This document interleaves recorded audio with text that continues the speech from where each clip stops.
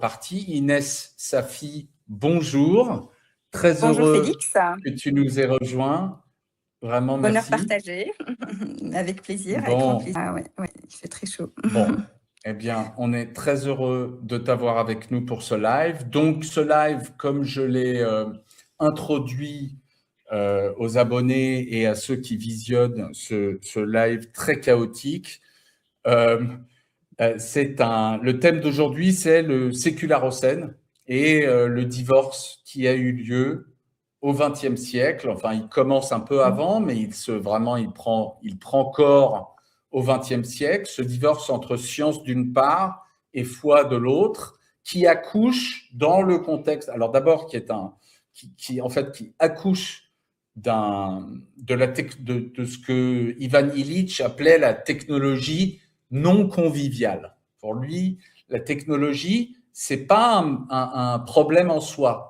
À partir du moment où celle-ci est conviviale, c'est-à-dire qu'elle est un moyen qui nous permet d'améliorer notre rapport les uns aux autres et au monde, à notre contexte, cette technologie-là, elle est bienvenue. Il est très connu, par exemple, c'est un grand fan du vélo. Il adore le vélo. Il en parle tout le temps. Il dit qu'en fait, les villes seraient beaucoup plus sympas si… Bon, bref. Donc, à l'époque, c'était son grand dada. Et pour lui, c'est un exemple de technologie conviviale. Mais ce divorce entre la science et la foi, il accouche en fait quelque part de l'industrialisation d'une autre forme de technique, qui est la technique non conviviale, où en fait la technologie devient une fin en soi. Elle devient une réponse en fait à des sociétés orphelines de sens, orphelines de mystère, orphelines de valeurs, et donc où l'efficience devient le maître mot de toute organisation humaine. Et alors, je vais commencer par te demander, je sais que pour t'avoir entendu parler de cette question de nombreuses fois et sous des jours très différents, enfin de manière très différente, la plupart des gens aujourd'hui pensent que ce divorce est un phénomène universel, que c'est quelque chose qui est arrivé au monde et cette compréhension du problème, elle tient au fait que l'Occident a une maladie qui consiste à faire semblant que tout ce qu'il fait est en fait non pas occidental, mais humain. Et donc, peut-être par l'histoire tout simplement de la science islamique, tu pourrais nous raconter à quel point cette perception, elle est complètement à côté de la plaque. Oui, alors merci, je suis tout à fait en phase avec tout ce que tu as développé. Je dirais que effectivement, il y a tendance à malheureusement, on vit dans une globalisation du système et de la mentalité, des paradigmes occidentaux. Alors qu'en fait, c'est assez récent dans l'histoire de l'humanité qui est cette sécularisation, ou pour reprendre le terme de Max Weber, désenchantement du monde, où finalement, on arrive dans une vision un peu dualiste du monde, où la réalité ne se réduit qu'à la réalité sensible, à ce qui est accessible par les sens. Et cela, c'est aussi une confusion qui est pour moi malheureuse entre la science et le matérialisme philosophique, dans le sens où tout se réduirait à de la matière, y compris la conscience humaine qu'on essaie d'expliquer par des processus physico-chimiques qui se réduisent en fait à des neurones qui sont elles-mêmes formées de cellules, elles-mêmes formées de molécules, etc. Et cela, je pense qu'on peut le situer. Alors, ça a commencé avec les Lumières, et en fait, quand on pense que c'est vraiment la vision la humaine, c'est parce qu'il y a aussi dans notre imaginaire cette idée que on parle d'humanisme quand on parle de Lumière, comme si c'était vraiment avec cette, même si les humanistes évidemment ont divers points de vue et on ne peut pas les essentialiser, mais globalement, on pense que l'être humain est devenu très au centre, alors qu'en fait, je pense que les technologies non conviviales que tu évoques, au contraire, elles sont en train, l'être humain devient leur esclave quasiment. Ils ne sont pas en train de nous libérer, et ça, on le voit bien. Et cette distinction aussi que tu as faite me rappelle aussi, puisqu'on parle, de l'histoire de cette ère géographique que j'appelle terre d'islam, que j'appelle, disons, c'est ce que je choisis pour la désigner, parce que c'est vraiment un espace géographique qui était finalement, qui a accueilli toutes les confessions, disons toutes les confessions de l'époque, y compris les chrétiens, les juifs, etc. Et qui était dominé, je dirais, par des gouvernants musulmans. Donc je préfère parler de terre d'islam. En fait, les techniques, par exemple, elles étaient très utiles et elles n'étaient pas nécessairement, en général, en tout cas, polluantes. Elles n'avaient pas d'effet délétère sur l'être humain, sur celui qui les utilise. Et on voit des avancées assez, d'ailleurs, parfois impressionnantes qu'on ne comprend pas. Ce qui me vient à l'esprit, bon, j'improvise un petit peu parce que voilà, en fonction de ta question, c'est qu'il y a des laboratoires, alors je crois qu'il y en a un en particulier à Toulouse, dont je n'ai pas le nom ici comme ça en tête, mais qui travaillent sur les couches de nanoparticules qui sont utilisées pour le glaçage, en fait, pour avoir des effets dans les verres, dans la céramique. Et ce sont vraiment des couches très fines et très régulières de nanoparticules. Et on ne comprend pas comment est-ce qu'on a pu, ça par exemple c'était sous l'ère fatimide, c'était au XIIe siècle, XIe siècle, comment est-ce qu'on a pu arriver à ce degré de sophistication? On voit aussi de ce qu'on appelle les nanotubes de carbone. Dans mon laboratoire, on a un groupe qui travaille sur ce qu'on appelle les nanotubes de carbone. En gros, c'est un plan d'atomes de carbone qui forment une sorte de nid d'abeille et on l'enroule pour avoir... Et ce sont vraiment des diamètres de l'ordre du nanomètre. Un nanomètre, c'est le milliardième de mètre. Et ça, on en a par exemple pour renforcer les épées de damas. Donc, il y a quand même des techniques très avancées, sans parler de tout ce qui relève de la chimie, tout ce qui relève de l'architecture, tout ce qui relève de la fabrication des verres, de la fabrication des parfums. Mais, et tout cela n'a été accompagné, n'était pas nécessairement juste des artisans. On avait déjà une interaction entre un savoir-faire et un savoir scientifique. Donc, on avait des ouvrages qui portaient sur la chimie, des ouvrages qui portaient sur le pavage, ce qu'on voit à l'Alhambra. À l'Alhambra, on pense qu'on a tous les groupes de symétrie, de la façon dont on peut paver un plan. On pense qu'on les a tous, c'est ce qu'on appelle groupe de symétrie en mathématiques. Et donc, il y avait un accompagnement mathématique. Et il y avait une sorte d'interaction entre, comme ce qu'on voit d'ailleurs de nos jours, mais bon, avec des technologies moins belles, justement. Et le critère, là, je prononce ce mot, c'est que toutes ces techniques étaient guidées par la beauté. Et c'est pour ça qu'il n'y avait pas de séparation entre artisanat et art. Les artistes étaient, en fait, même les objets, même les bijoux, les objets même de tous les jours, le critère de la beauté était crucial. Et cette beauté, elle est inspirée elle-même par la quête spirituelle. Parce que Dieu est beau et aime la beauté, il fallait absolument qu'on soit à son image. On est appelé à réaliser les noms divins dans le beau, Al-Jamil. Et, donc, ça allait de soi que tout ce qu'on fabriquait devait être beau.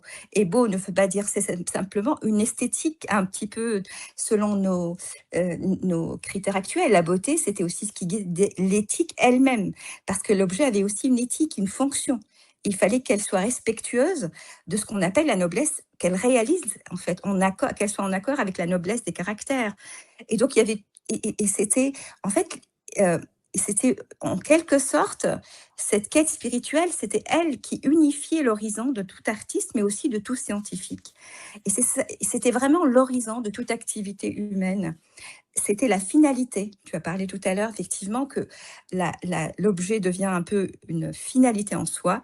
En fait, l'objet est un outil, d'abord, et sa fonction primordiale, c'est plutôt un tremplin dans la quête spirituelle. Voilà. Alors pour les sciences, effectivement, oui. Pardon, oui, je t'en prie. Je t'en prie. Oui, après, après, effectivement, dans la recherche scientifique, on pourrait peut-être revenir là-dessus, c'est-à-dire qu'on voit absolument pas... Alors, ce divorce, il faut juste que je le précise, c'est que quand on parle de séparation ou de divorce, il ne s'agit pas de dire les deux se confondent, les deux types d'activités, si vous voulez, la voie, la pratique religieuse, le cheminement spirituel et l'activité scientifique. Évidemment que ce sont des activités différentes. On ne va pas s'appuyer sur les mêmes méthodes, mais on ne peut pas les séparer dans le sens où on ne peut pas renier toute porosité entre les deux.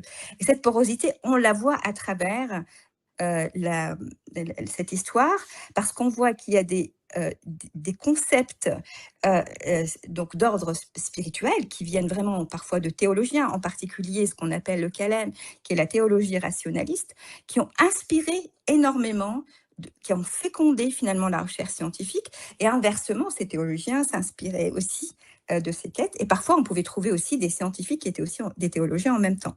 Donc ça, on pourrait aussi un peu plus développer si tu le souhaites.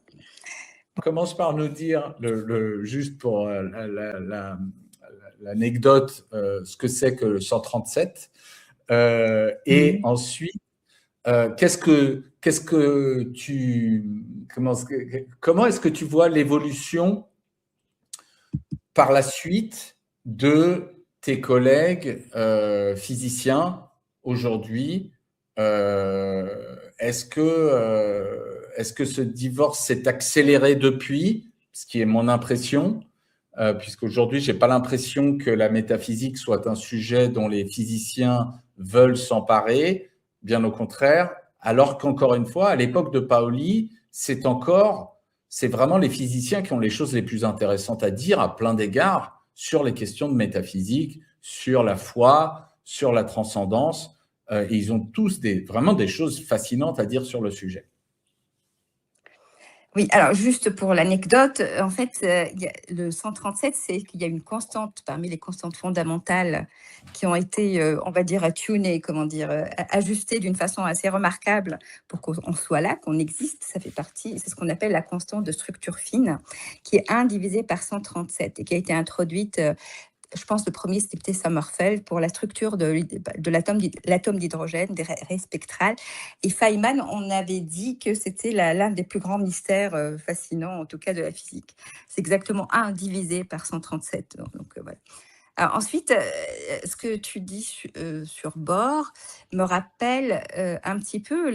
Je pense que s'il avait parlé de synchronicité de nos jours, peut-être qu'il aurait été encore un peu plus mis pointé du doigt qu'à l'époque, parce qu'il faut dire qu'au début du XXe siècle... Tu veux dire Paoli?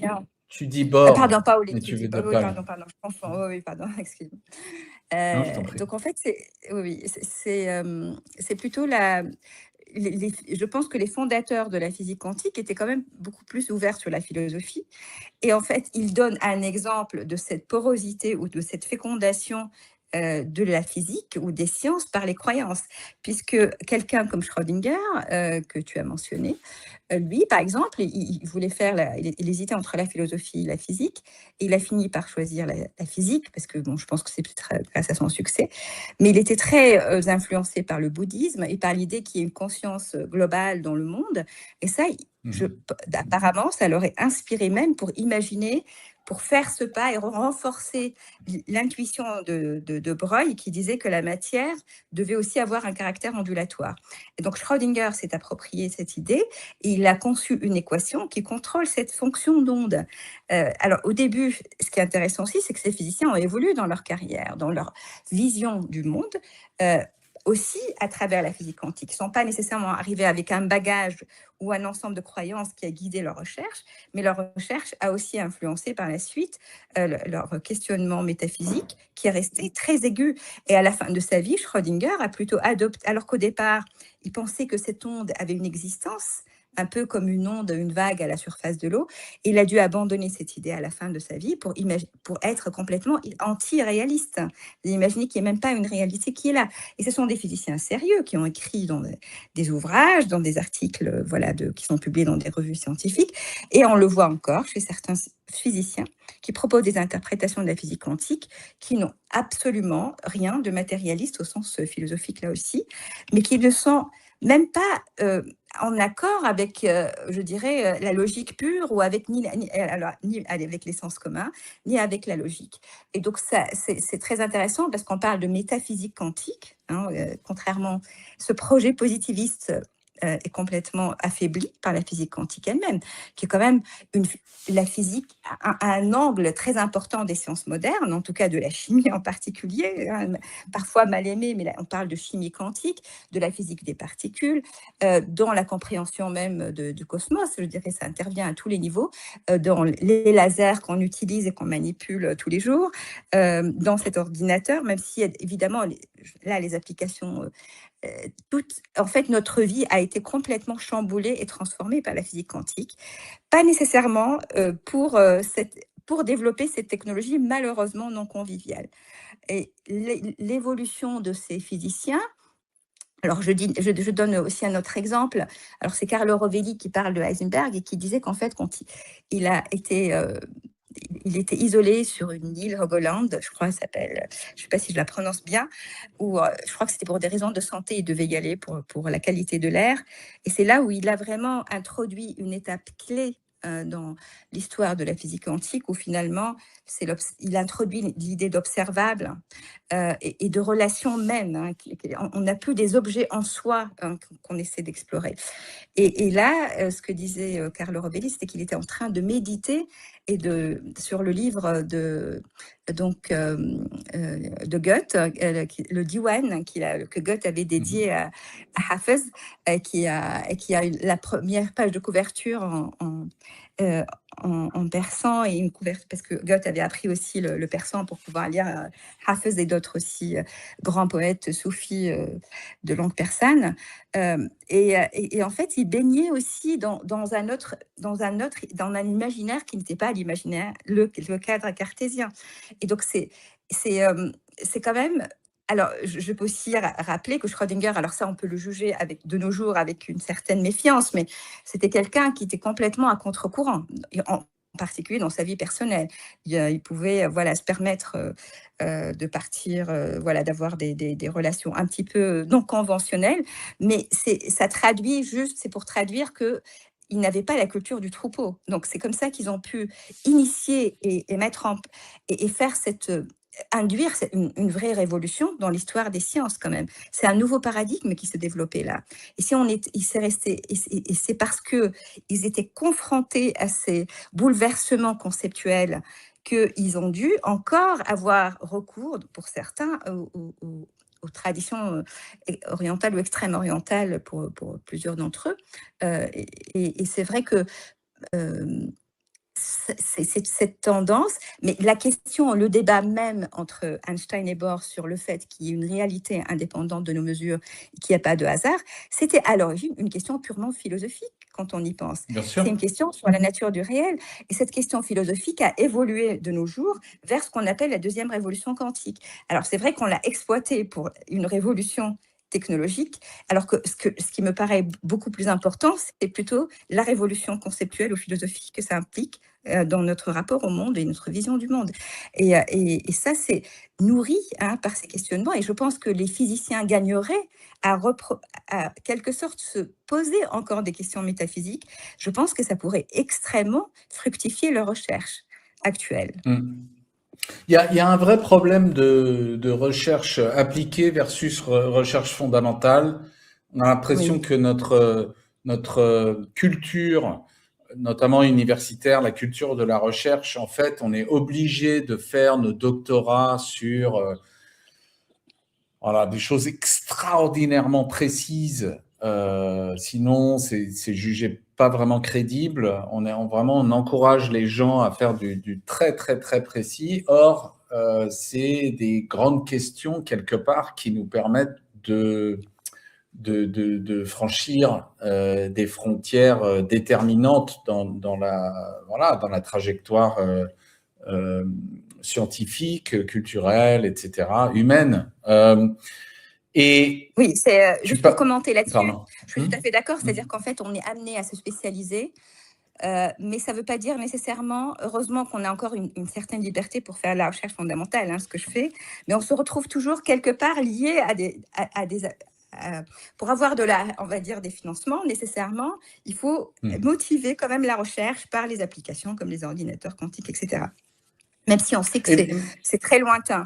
Et pour moi, oui, je considère qu'on est dans des puits de confinement, mais que ça commence très tôt, malheureusement, avec l'école, avec le lycée. On doit choisir entre lettres et sciences. Pour moi, c'était vraiment douloureux d'abandonner, de devoir faire ce choix-là. Et j'avais envie de continuer à faire autant de lettres et de matières littéraires que de matières scientifiques.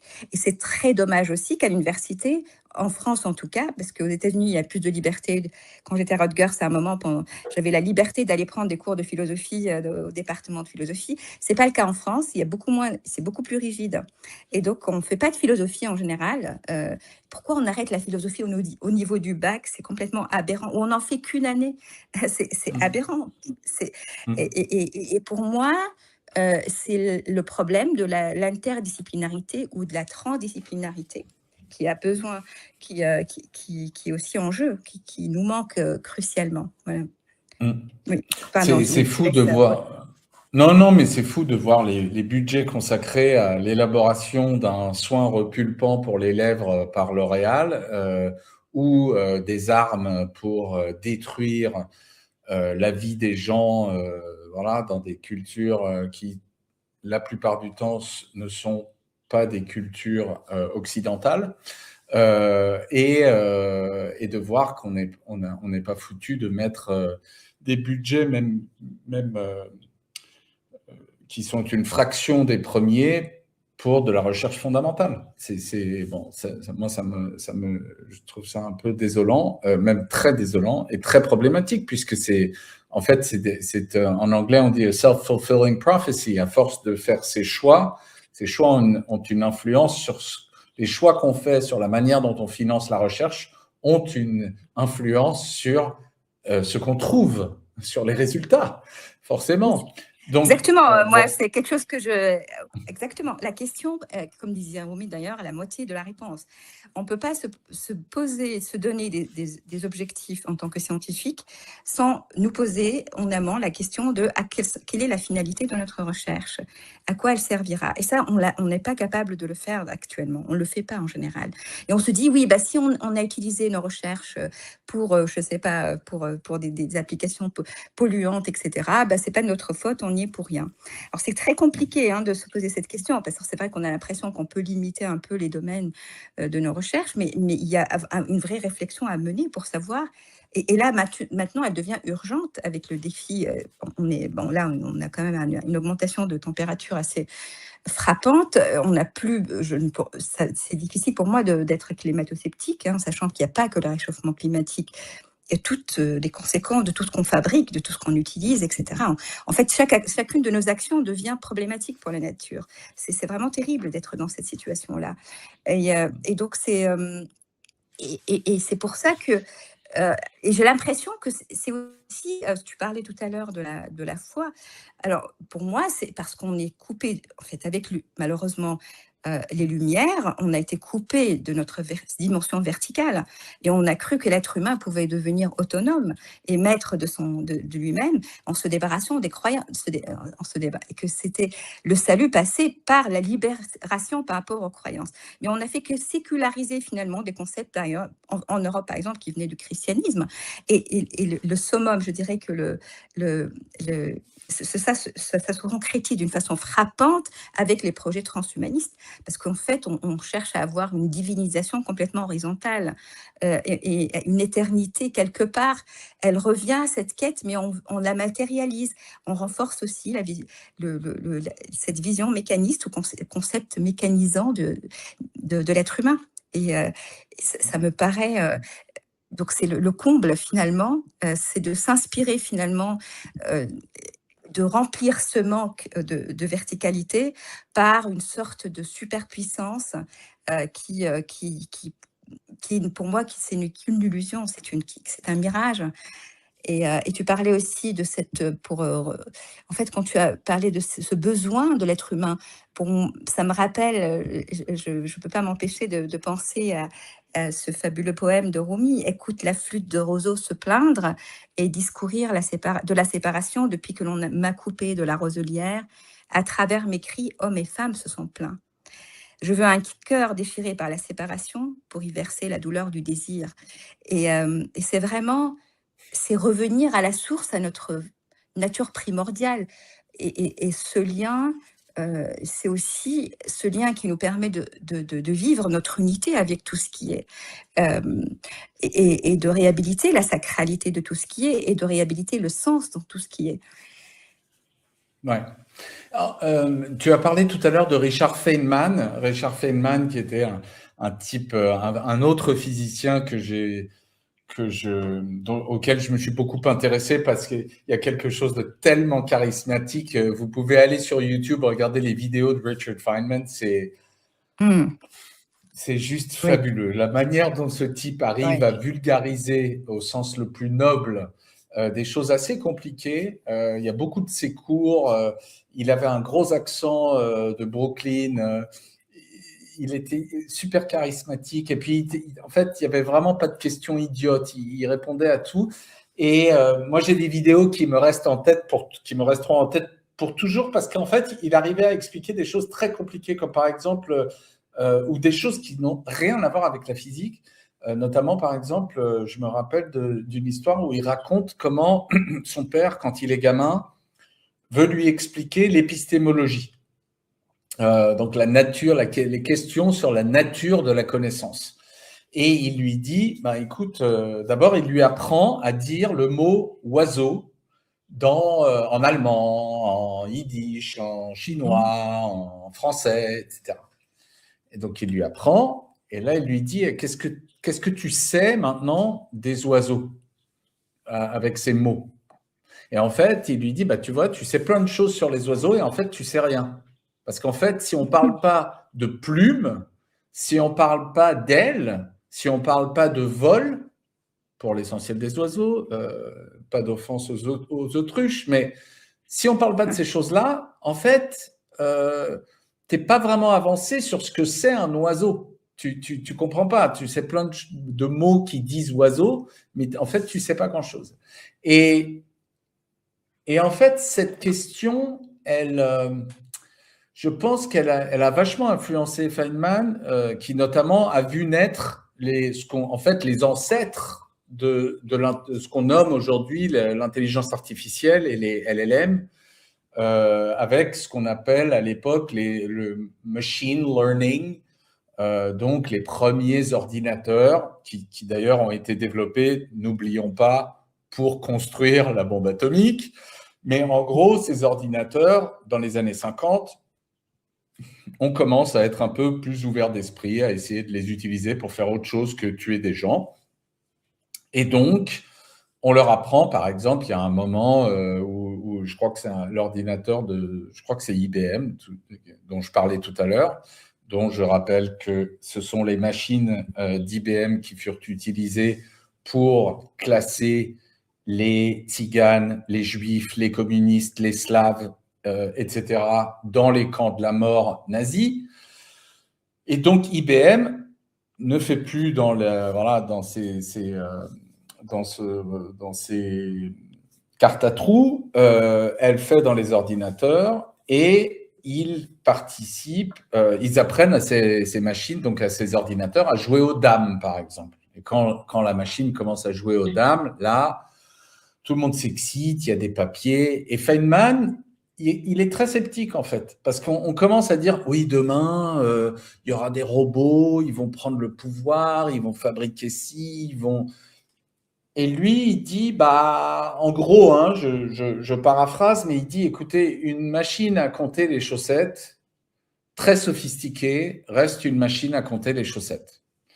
Et on est en train de confondre la capacité à, en gros, faire des analyses statistiques, des capacités de prédiction avec de l'intelligence. Et en fait, l'intelligence sans conscience, est-ce que c'est vraiment de l'intelligence?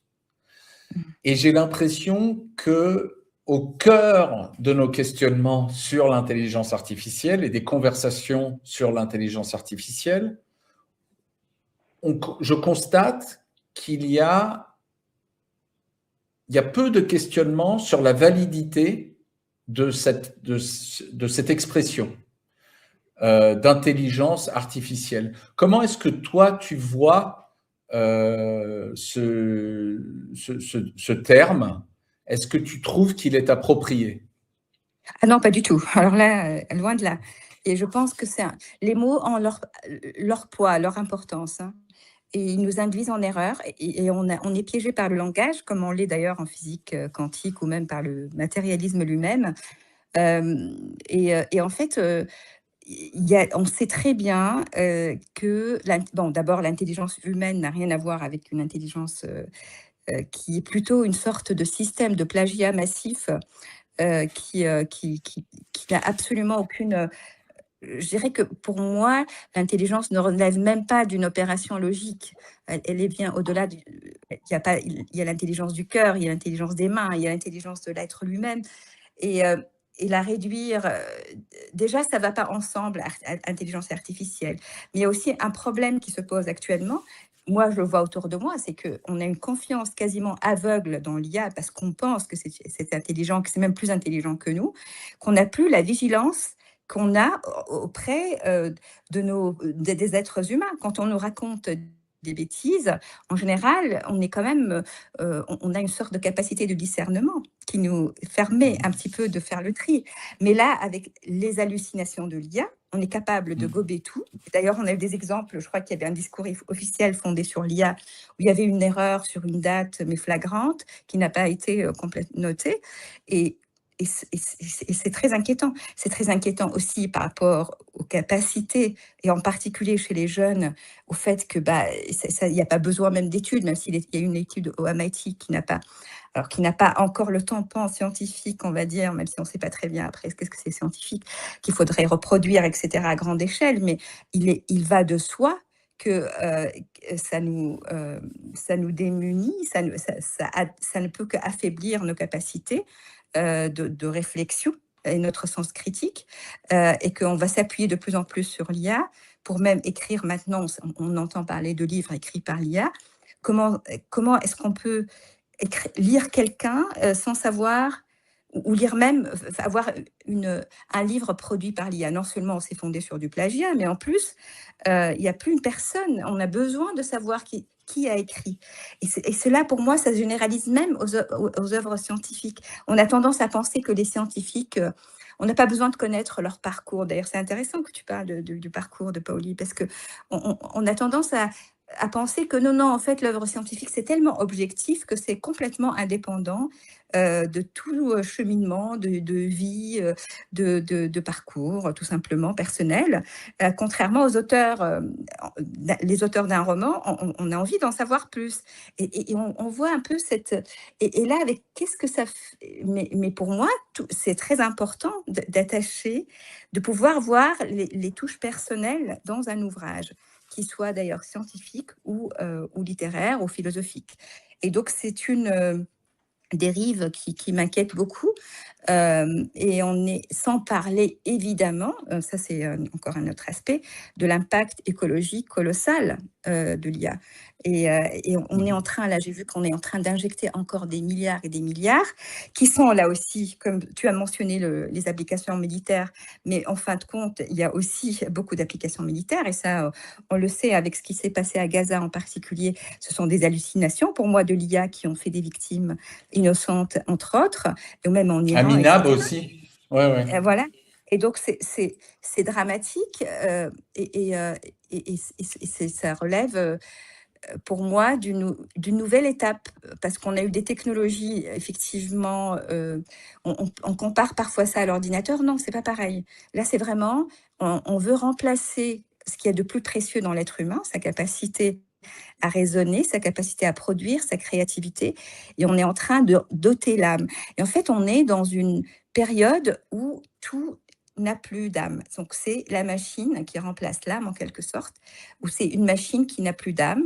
Et maintenant, on va voir des livres où il n'y a pas d'âme. On va voir une guerre où il n'y a plus d'âme, il n'y a plus de principe, il n'y a plus de sensibilité. Voilà, c'est un petit peu cette... ouais. Ouais, non, tout à fait. Et il me semble qu'au cœur de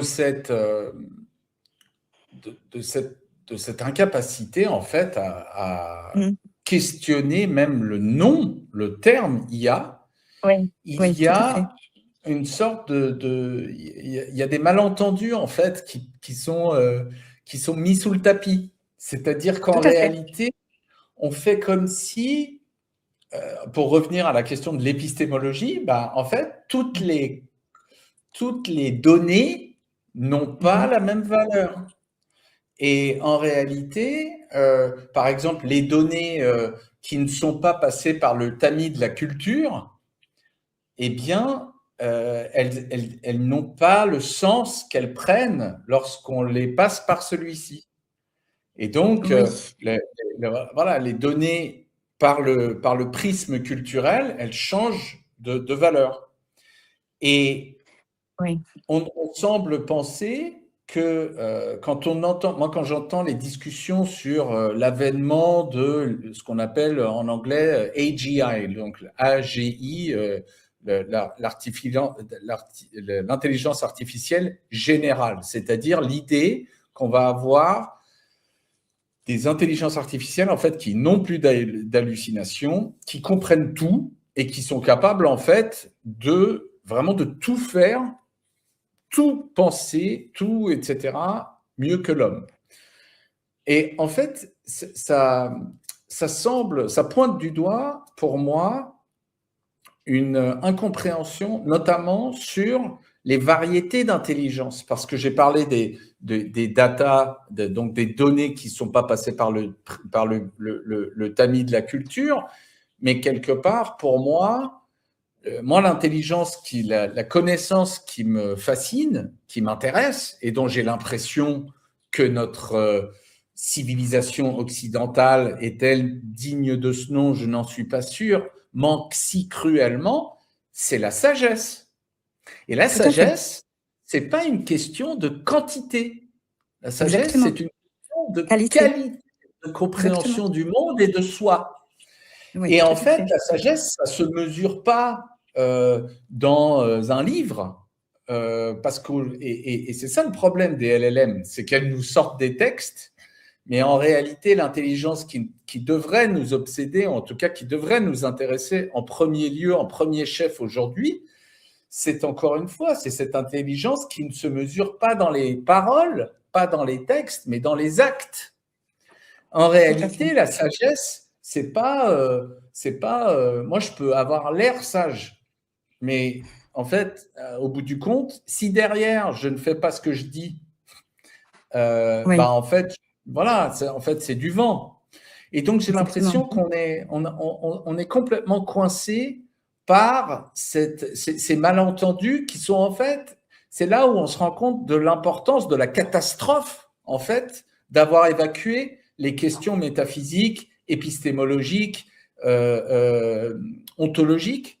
C'est qu'en réalité, on a perdu de vue la clé de tout, c'est-à-dire de qu'est-ce que c'est qu'une femme ou qu'un homme qui est capable de d'inspirer les autres, qui est digne en fait d'être assis à la table des anciens, des aînés, des sages dans nos sociétés. Clairement, il y en a plus. Voilà. C'est clair, c'est clair. Je suis d'accord. Alors, il y a le concept de hikma qui est essentiel aussi dans la tradition islamique. Et celui qui a reçu, il y a un verset qui dit celui qui a reçu la hikma, donc la sagesse, a reçu un don colossal, ou un bien colossal. Et cette hikma n'est pas une accumulation. Alors, ça me rappelle aussi le livre de René Guénon, Le règne de la quantité. Le règne de la quantité, c'est celui lui-même qui explique pourquoi le matérialisme philosophique a sa place, parce que finalement, ce qui existe, ce n'est que ce qui est mesurable. En fait, c'est pour ça que on a tendance à confondre la science avec qui serait la seule capable d'accéder à la réalité, parce qu'elle est capable d'attribuer des chiffres, des nombres à tout ce qui est. Et le qualitatif, qui fait que la majorité de notre rapport au monde, de notre expérience, de nos relations, de notre amour, et ben tout ça, c'est la science ne l'explique même pas. Même la qualité de couleur, la science n'a pas une explication pour cette conscience immédiate qu'on appelle phénoménale, qui fait qu'il y a une correspondance entre quelque chose à laquelle on va associer une longueur d'onde pour dire que c'est rouge et nous-mêmes, la perception du rouge. Et c'est pour ça que ça reste le hard problem of consciousness, parce qu'on est on réduit ce monde à ce qui est quantitatif. Et la hikmah ne va pas nécessairement, la sagesse ne s'appuie pas que sur la raison, même si la raison a toute sa place, les sens ont leur place, mais elle les dépasse par d'autres facultés que l'IA ne peut absolument pas avoir, comme la faculté imaginale, comme la sensibilité, la perception par le cœur, la poésie elle-même. Ce rapport poétique au monde, où est-il? Voilà, donc je dirais que c'est une dérive qui semble... Là aussi, il n'y a pas de questionnement. On recurgite, on est dans l'admiration, la fascination face à chaque nouvelle technologie, et on est ébloui finalement. Et donc, on n'a plus de discernement. On est dans l'éblouissement total et je sens qu'on va... je reste optimiste parce que je suis nourrie par j'essaie de voir un peu encore ce qui est beau dans ce monde, mais cette dérive est quand même assez inquiétante et j'espère que, en fait, tout ce que je me dis, c'est qu'on va arriver à tellement une situation d'impasse qu'on va peut-être à ce moment-là se réveiller, hein, comme ce qu'on a eu avec la phase Covid. Hein. Peut-être que même la phase Covid n'a pas été une alerte suffisante pour nous, pour notre humanité. Bon. Non, clairement, ouais. Clairement. Inès Safi, tu es venue, j'ai tellement, comment dire, l'habitude de discuter avec toi que je ne t'ai pas présenté très en longueur, même presque pas du tout. Est-ce que tu pourrais nous raconter comment qu'est-ce qui t'a fait devenir, pour poser une question subsidiaire qui nous permettent de te présenter un peu. Comment est-ce que tu es devenue physicienne? Pourquoi? Oula, alors, il faut dire qu'à l'origine, j'ai grandi en Tunisie, donc j'étais dans un lycée tunisien d'ailleurs, un lycée français, à Sfax, et j'étais plutôt passionnée de mathématiques. Et en Tunisie, c'est assez normal, hein, parce que c'est plutôt l'abstraction qu'on préfère en général. Et bon, mais je tenais à être excellente dans toutes les matières. Et ensuite, en faisant les prépas à Sainte-Geneviève, à Versailles, chez les jésuites, j'ai eu des cours de physique, mais qui restaient très mathématiques.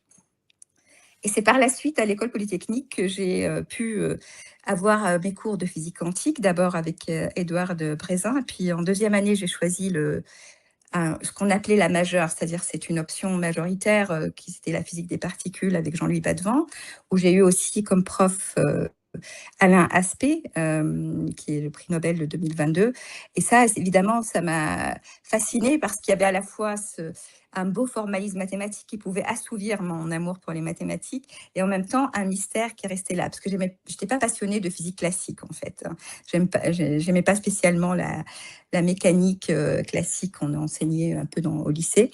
Et c'est ça qui m'a amenée par la suite à choisir... Puis j'ai eu d'autres professeurs aussi qui m'ont vraiment inculqué ce goût. Alors, j'ai pas fait la physique des particules parce que le domaine où je travaille, c'est un domaine où les expériences se font, parce que je fais de la théorie déjà, bon, c'est toujours très mathématique, mais je suis en contact avec je collabore en fait avec des expérimentateurs, donc je suis en connexion avec la réalité, entre guillemets, même si pas la réalité ultime, hein, mais la réalité dans les laboratoires, des systèmes que je regarde qui sont de taille nanométrique. Et cet aller-retour entre expérience et théorie est très intéressant et stimulant. Et en physique des particules, c'est très dur d'élaborer de nouvelles théories, hein, parce que maintenant, bon, à moins qu'on fasse la théorie des cordes, mais la théorie des cordes n'a pas du tout la possibilité de se confronter à des expériences. Et donc, on n'a pas besoin d'avoir des labos aussi gigantesques que le CERN, avec l'accélérateur du CERN. Et donc, c'est un domaine qui, je trouve vraiment passionnant. Voilà. D'accord. Je suis sur le plateau Paris-Saclay. Voilà, pardon. Je travaille sur le laboratoire, sur le campus, donc à l'Université Paris-Saclay, au CNRS, dans un laboratoire associé à l'Université Paris-Saclay. On a eu 2 prix Nobel. Ce sont des hommes, en l'occurrence, mais bon. Voilà, c'est un grand laboratoire. Écoute, merci encore de t'être joint à nous et merci pour cette réponse sur ce qui t'a mené à la physique. J'espère t'avoir de retour très bientôt, Inès. Je vais maintenant passer enfin aux questions des gens dans le chat. Je vais commencer à regarder. Voilà, si vous voulez poser vos questions, c'est maintenant, c'est une bonne idée. Allez-y. Je regarde si... quelle est la place? Tiens, voilà une question pour toi, c'est parfait. Quelle est la place de l'imaginaire et de la subjectivité dans la recherche aujourd'hui? Merci, Jafari. Ah oui, alors là, en fait, la physique quantique en particulier, hein, puisque c'est là où elle donne, elle nous pousse à imaginer que les sciences ne sont pas capables d'atteindre une objectivité absolue, puisque l'idée d'objectivité, c'est vraiment, elle se fonde sur l'idée qu'on peut séparer un objet, qu'on peut l'étudier, en connaître la nature, les propriétés, indépendamment du sujet, qui est l'observateur ou le chercheur. Et en physique quantique, on a le grand problème de la mesure où finalement les résultats vont dépendre de l'expérience qu'on décide de faire et de l'observable qu'on veut observer. Et qui vont dépendre en fait de l'ordre dans lequel on fait ces expériences. C'est quelque chose qu'on n'a absolument pas l'habitude d'avoir en physique classique. Voilà, entre autres. Donc ça, c'est vraiment... et l'imaginaire est pour moi capital parce que on est obligé, disons, avec la fondation déjà de la physique quantique, on a imaginé quand même, imaginer qu'il y ait une fonction d'onde, ça c'était vraiment de la spéculation pure que De Broglie a commencé, que Schrödinger a renforcé. Imaginer qu'il y ait quelque chose d'ondulatoire qui soit associé à un électron, qui est par nature, disons par nature, par le sens commun, on avait l'habitude, ou un atome, de l'imaginer comme plus une bille qu'une onde. Il a vraiment fallu libérer cet imaginaire pour arriver à des découvertes assez spectaculaires. Et l'imaginaire, il est encore là parce qu'il nous permet aussi de sortir des limites, des cadres. Et c'est ce que même dans mes propres théories, parfois, je suis toujours amenée pour avoir pour aller avancer, pour trouver des théories originales, à imaginer d'autres scénarios, à imaginer que les limites actuelles qu'on a sur une telle ou telle théorie ne sont peut-être pas fondées. Ça, c'est juste des exemples. D'accord. Merci, ma chère. Alors, il y a des commentaires, notamment sur la distinction entre ce que tu mentionnais, donc d'une part, ilm et la connaissance et hikmah. On peut avoir beaucoup de connaissances, mais la sagesse, c'est de savoir quand, comment et pourquoi les utiliser. C'est tellement juste. Et quel parcours! Merci, Inès. Bon, tu as beaucoup de fans dans le chat.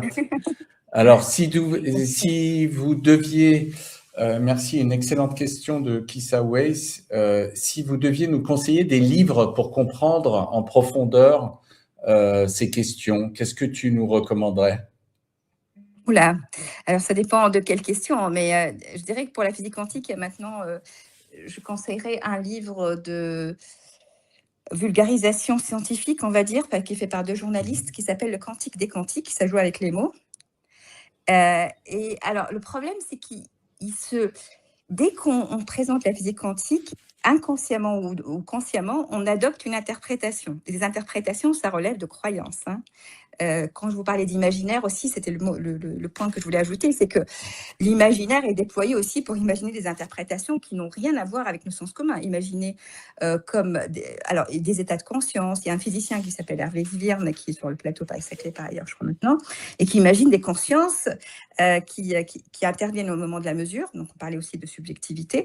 Et qu'en fait, quand on rencontre le fait qu'il y ait une intersubjectivité, c'est parce que ma conscience va sélectionner la réponse qui va avec mon observation. Hein, et donc, en fait, et là, C'est complètement... donc, le problème, c'est que voilà, c'est un livre qui permet une bonne introduction à la physique quantique, mais qui n'est pas... il faut juste être conscient que le langage lui-même confine les possibilités illimitées des interprétations. Après, on a aussi des livres collectifs pour ceux qui sont... en fait, la première fois où j'ai vraiment écrit un article ou un chapitre qui était en dehors de mon domaine, c'était dans le cadre d'un groupe de recherche sciences et religions qui voulait apporter une réflexion qui se distingue de ce qu'on appelle les miracles scientifiques du Coran, qui sont très en vogue dans le monde islamique malheureusement, et qui sont en fait un effet de modernité pour moi. Et donc c'était donc la première fois où j'ai vraiment produit produit, c'est-à-dire que voilà, c'était un peu le produit d'une recherche, réflexion sur la physique quantique, la philosophie de la physique quantique. Et le livre s'appelle Sciences et religions en islam, dirigé par Bruno Guidardoni, et il est édité chez El Bourak en 2012. On a eu un deuxième livre avec moins d'auteurs, édité par l'ISESCO, mais c'est difficile de le trouver. Et le troisième livre auquel j'ai participé, c'est tout récent, c'est avec l'Université de Genève. En fait, il est en sous-presse, donc ça sera à la rentrée, Inch'Allah. Et lui, donc on a eu à la fois Nicolas Jusin, qui est un physicien à Genève, qui a reproduit l'expérience d'Alain Spey, donc en dehors du laboratoire, un collègue. On a aussi Hugo, j'ai oublié son nom, mais qui est aussi médaille Fields, et des théologiens aussi. Donc c'est un projet de suite qui a émané d'un colloque de recherche sur ces questions. Ça s'appelle Expérience et vérité, et c'est les éditions Épistémé. Après, il y a beaucoup d'autres livres sur les questions d'interprétation de la physique quantique. Moi, j'aime beaucoup aussi Michel Bitbol, par exemple, il y a un livre de lui. Alors là, je pourrais peut-être donner une petite liste, mais l'aveuglante proximité du réel. Et c'est intéressant parce que ça me rappelle alors qui a inspiré lui-même d'un autre contexte, ça a été dit.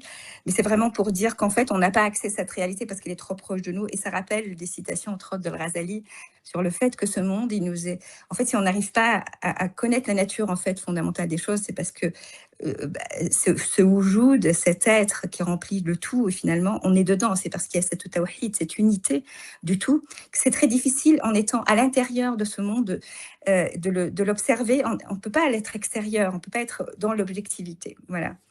Et ça, il a d'autres livres aussi sur les relations, c'est des interprétations anti-réalistes, là, du coup. Mais je trouve qu'il est rigoureux, Michel Bitbol. Voilà, ça, c'est un peu des titres qui me viennent en tête, qui est bouddhiste, par ailleurs. C'est top, c'est un super début pour quiconque veut creuser un petit peu.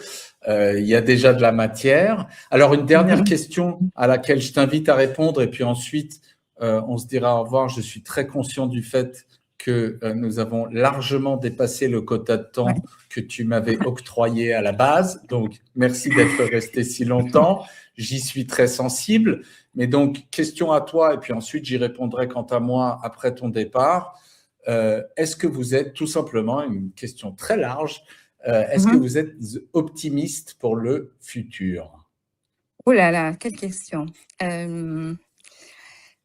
Comment dire si je me fonde sur l'état actuel du monde, et si on continue dans cette dérive, et si on continue dans je dirais, ce déni de ce que c'est que la réalité, je pense que je ne suis pas optimiste. Cela dit, je me dis que c'est peut-être un cycle qui se termine. Si je me réfère à des grands penseurs de la spiritualité islamique, on peut espérer que c'est plutôt la fin d'un cycle, et peut-être qu'il y a un autre cycle qui va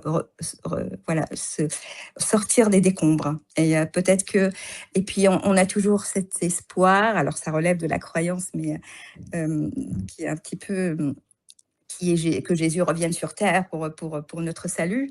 Je serai probablement pas là pour le voir, mais Jésus, ça ne veut pas dire nécessairement que c'est un instant, hein. Ça peut être une autre ère, en fait. Ça peut être un autre cycle. Voilà. Mais je reste fondamentalement... Je dirais que je ne suis pas déprimée par la situation, parce que je pense que même si le soleil ne brille pas, il y a un soleil intérieur qui peut continuer à illuminer notre voie. Voilà. Et c'est ça que c'est se reconnecter à cette présence divine en nous qui nous permet aussi de tenir face à l'adversité.